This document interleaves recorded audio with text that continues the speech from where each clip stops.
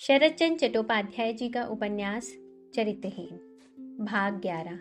कथावाचक निधि सहगल। सतीश के दुर्बल रूखे सूखे मुख की तरफ देखकर उपेंद्र बोला, भैया की डॉक्टरी सीखने का नमूना यही है क्या? सतीश ने हंसकर कहा, मुझसे नहीं हो सका उपेंद्र भैया। उपेंद्र ने विस्मित होकर पूछा, क्या ना हो सका रे? सतीश ने लज्जित होकर कहा, डॉक्टरी मुझसे सही नहीं गई। उपेंद्र ने सतीश के सुंदर शरीर की ओर देखकर कहा, अच्छा ही हुआ, गांव देहात में जाकर बेकार जीव हत्या करता, उसके पाप से ईश्वर ने तुझे बचा लिया। 1 महीने के बाद एक दिन उपेंद्र ने सतीश को बुलाकर कहा, मेरे साथ कलकत्ता चलना होगा सतीश। सतीश हाथ जोड़कर बोला, ये हुक्म तो तुम मत दो उपेंद्र भैया।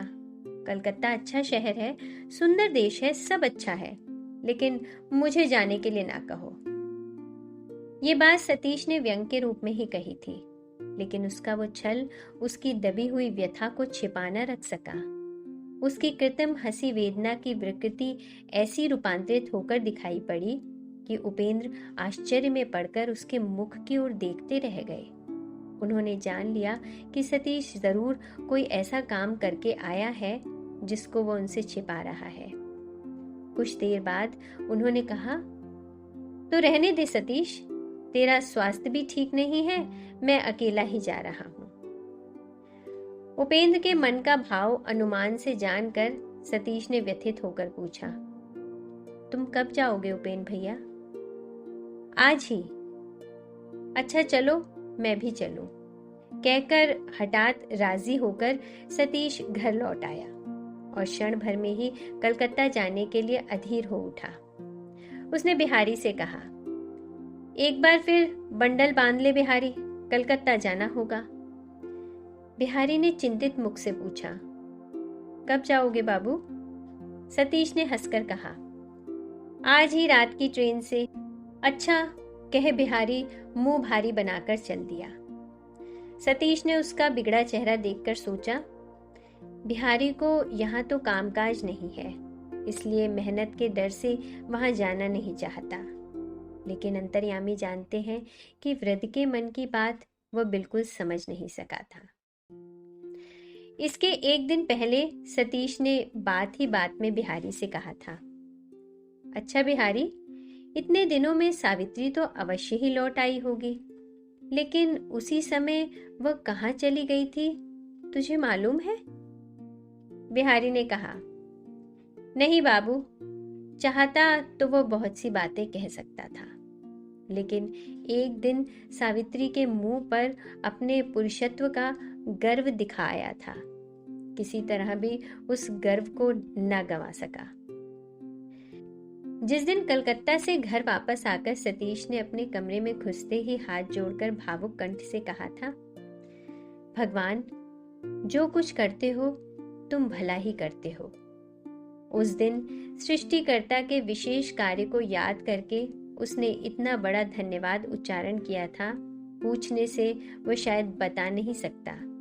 फिर भी कितने बड़े संकट के मुंह से वह वापस आ सका है, कितने बड़े अभेद्य जाल के फांस को छिन्न भिन्न करके वह बाहर आकर खड़ा हो सका है, इसको वह निश्चित रूप से जानता था, और इस सौभाग्य को उसने कृतज्ञता के साथ ग्रहण करना चाहा था, लेकिन उसके अंतरशाही अबोध मन ने उस तरफ दृष्टिपात तक भी नहीं किया।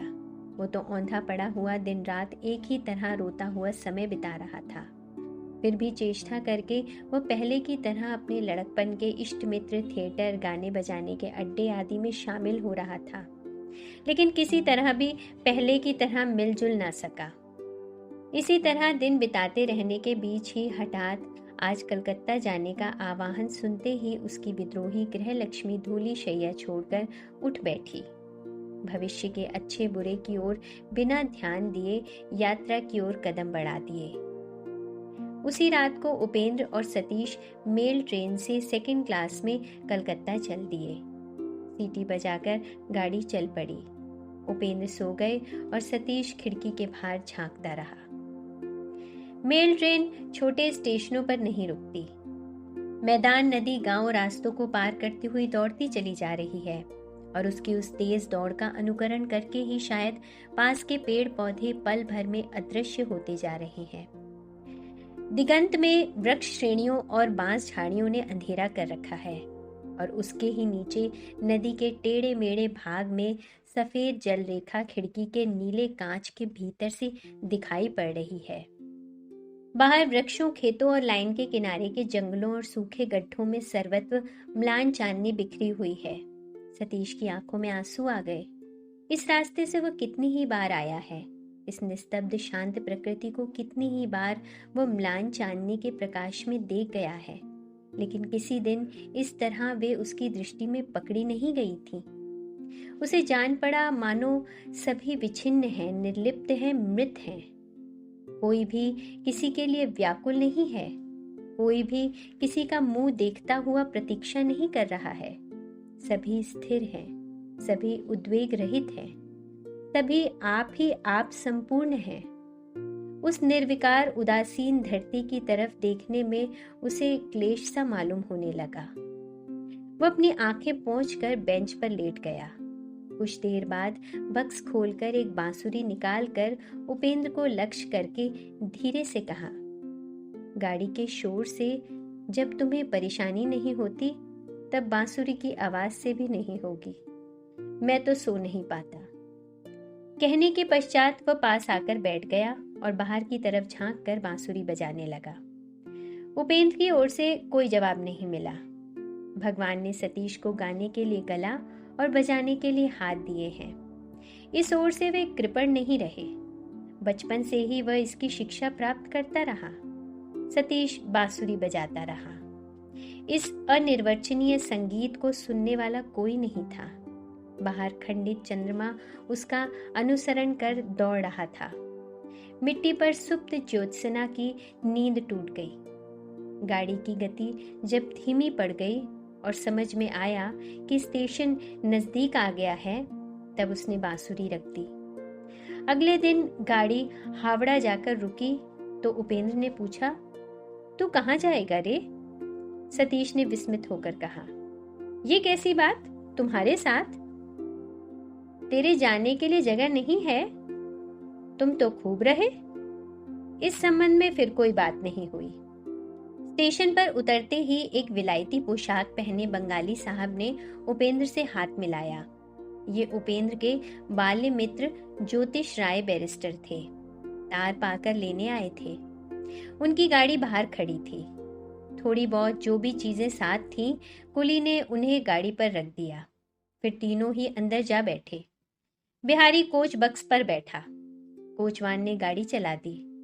बहुत से रास्तों और गलियों को पार करके एक बड़े मकान के सामने आकर गाड़ी रुक गई।